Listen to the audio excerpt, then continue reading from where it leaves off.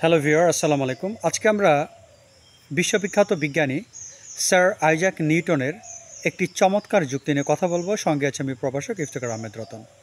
তিনি বলেছেন, গ্র্যাভিটি বা মধ্যাকর্ষণ শক্তি গ্রহগুলোর গতির ব্যাখ্যা করতে পারে, কিন্তু কে সেই গ্রহগুলোকে গতিতে এনেছে তা ব্যাখ্যা করতে পারে না। অর্থাৎ মধ্যাকর্ষণ শক্তি গ্রহগুলোর গতির ব্যাখ্যা করতে পারে, কিন্তু কে সেই গ্রহগুলোকে গতিতে এনেছে সেটি ব্যাখ্যা করতে পারে না। তো স্যার আইজাক নিউটনের এই উক্তিটি বিজ্ঞানের কোন ক্ষেত্রে আলোচিত হয় সেটি আলোচনা করব। তার এই উক্তিটি ফিলসফির কোন অংশে আলোচিত হয় সেটি আলোচনা করব।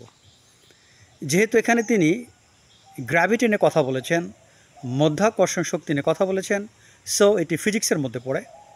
আবার এটি কিন্তু থিওরিটিক্যাল ফিজিক্সের মধ্যে পড়ে না, তাত্ত্বিক পদার্থবিজ্ঞানে পড়ে না। কেননা এখানে কিন্তু বিজ্ঞান পূর্ণরূপে ব্যাখ্যা করতে পারেনি। বিজ্ঞান এখানে অসমর্থ। কারণ বিজ্ঞান কিভাবে হয় সেটি ব্যাখ্যা করে, কেন হয় সেটি ব্যাখ্যা করতে পারে না। সেটি ব্যাখ্যা করার দায়িত্ব হচ্ছে ফিলসফির। অর্থাৎ হাউ দিয়ে বিজ্ঞান কাজ করে, ফিলসফি কাজ করে হোয়াই দিয়ে। চলুন এবার আলোচনা করি স্যার আইজাক নিউটনের উক্তিটি ফিলসফির কোন ব্রাঞ্চে পড়ে। প্রথমত স্বীকার করতে হবে এটি ফিলসফির মেটাফিজিক্সের মধ্যে পড়ে, কেননা এটা সৃষ্টিতত্ত্ব নিয়ে লেখা আছে, সো এটা মেটাফিজিক্সের পার্টে পড়ে। আবার এটা কিন্তু ফিলসফি সায়েন্সের মধ্যে পড়ে, এটি ফিলসফি অফ সায়েন্সের মধ্যে পড়ে।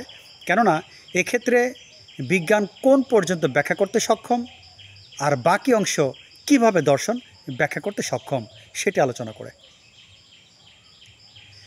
এখন যদি সংক্ষেপে আমি বিষয়টি আলোচনা করি, স্যার আইজাক নিউটন এই উক্তিটি দ্বারা কী বুঝিয়েছেন, তাহলে কিন্তু তিনি এটাই বোঝাতে চাচ্ছেন, সর্বশেষ আমাদেরকে ঈশ্বরের ধারণায় পৌঁছাতে হয়, ঈশ্বরকে আমাদের স্বীকার করেই নিতে হয়, এছাড়া অন্য কোনো উপায় নেই। হয়তো আপনারা ভিডিওটি বুঝতে পেরেছেন।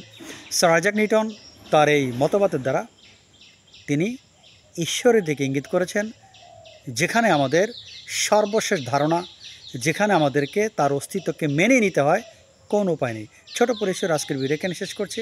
সবাই ভালো থাকেন। আল্লাহ হাফেজ।